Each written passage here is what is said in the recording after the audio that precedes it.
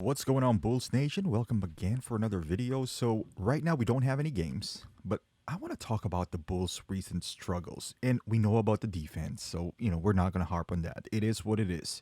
The defense is not going to improve, supposedly, up until we get our three defensive guys, which is in Caruso, Ball, and Patrick Williams. We get all of that. And all we can do right now is wait for those guys. It's just wait, and they'll come, and hopefully it will mitigate some of the problems that the Bulls are having. With that being said, not just I with what I notice, it's just not the defense that is starting to worry me about this Bulls.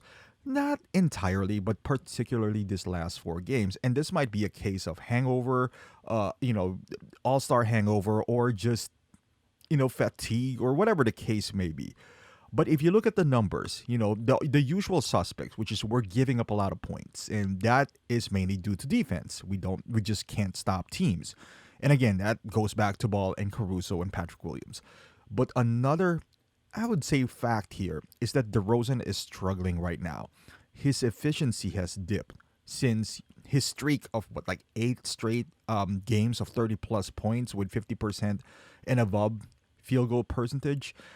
And right now, you watch him, and it seems like he reverted back to the early DeMar, which is ISO ball, take over the fourth quarter, and even though he's missing, he's forcing the issue.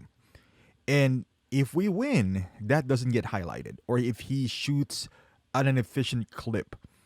But against the Bucks, he shot, I don't know, like 11 out of 30. So that's pretty bad, at 36%. That's not efficient at all. Also, the fact that he's not going to the line as frequently.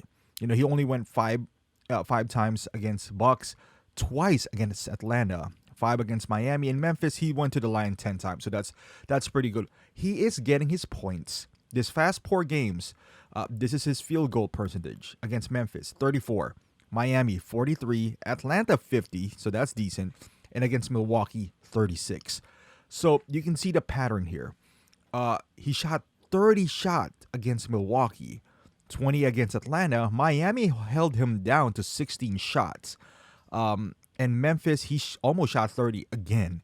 And that's in a losing effort. Now, you can make an argument that we could have legitimately won the Memphis game. The Atlanta game, we were there, but we should have won that as well. Milwaukee, we had a chance. It was a tight one, but again, it never felt safe. That's the thing with the Bulls, is it never felt safe against big, good teams. Miami, we just didn't stand a chance. Milwaukee is the game where it kind of stood out, where Zach was hot. Zach was, balling that game. I wish he would have gotten more opportunity because he was actually, carrying the Bulls. And there were stretches where DeMar was slowly hitting his shots. But particularly in the fourth, he made some key mistakes. And I'm not, I don't want to harp on DeMar because he is the reason why the Bulls are in here right now. He has so many clutch plays and all that stuff. This is the I would say stretch of the season where a point guard, not just Lonzo, a veteran point guard would have helped, because this would have saved DeMar from himself. I understand he wants to take over. He's Mr. Fourth Quarter and all of that, but he was not doing well against Milwaukee. This is where a veteran point guard, somebody that they would respect, and no offense to Ayo, he's doing really well, with the Bulls, but it's hard when you're a rookie to turn down veteran player or star player the caliber of DeMar. I was like, hey, you know what? I got to give it to Zach right now. He's the one who's on a roll, because I would say that's one of the main reasons why we have this 3 all-stars in Vooch, Zach, and DeMar. So no one can just zone in on one player, because those guys are good. Those 2 guys are really, really good. They can create shot for themselves. And this is where ball rotation, finding the next man and trusting your teammates should work, and not just ISO ball. Because what happens, especially in the fourth, is that Ayo becomes, sometimes sometimes he doesn't even bring the ball down.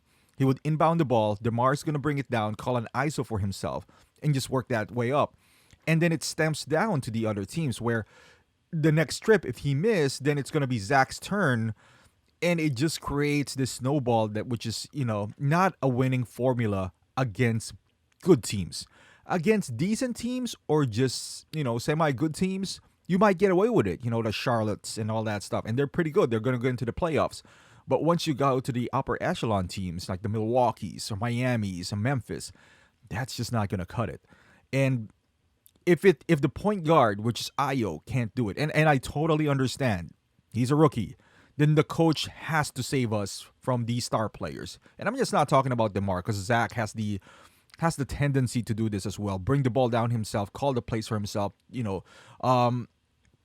screens, pick and rolls, and then all of a sudden pull up for three, and it drives us nuts.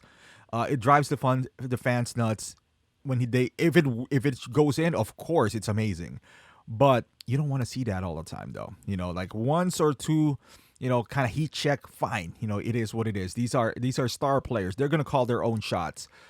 But if you have two all-stars right next to you, you can't do that all the time. So we'll see in the next few games. This is what I was calling for, a veteran point guard when Ball got injured. And I know he's going to sit when these guys comes back. But you see what's happening now is this fast 4 games, we slid down from first to fourth and possibly even going behind Boston, depending on what the outcome is going to be against Boston tonight and Miami tomorrow for us. Being in the 5th seed, it's not as bad as people makes it out to be, but I want home court advantage. I don't think we are that good yet to play on the road. These guys are, DeMar has seen the playoffs, but he's not really won it all, so no one here is battle tested outside of Caruso, and he's not a star player. We can all talk about, having the experience and all that. Though I think those applies to the LeBron James and KDs, the guys that has been there but has been the guy. They're not role players, so they know to calm down when things are going rough and all that stuff. But that's why I want the home court advantage. But we'll see. Hopefully things go better for us. I hope we beat Philadelphia tomorrow. Show the world that, hey, we can beat a top tier upper echelon team. So, but that's just what I'm noticing as far as our offense, or the lack thereof. And again, maybe you can attribute that with Lonzo being out, because when we talk about Lonzo, mostly we miss his defense, and rightfully so. But his offense, not all the time we can get away with ISO ball. And I know DeMar and Zach is really excellent players, and they can ISO ball any day. Not on good teams, as you can tell right now. We got to have ball movement. We got to have a better structure and better way to save us from these ISO ball players when they start feeling it, and it was like they go into takeover mode. It's good when they take over, but when they miss 21 shots or 29, or 19 shots, that's not good. But thank you for watching, guys. Hopefully you like this video. Give it a thumbs up. Subscribe to the channel if you haven't done so, and I'll see you guys tomorrow in the next game.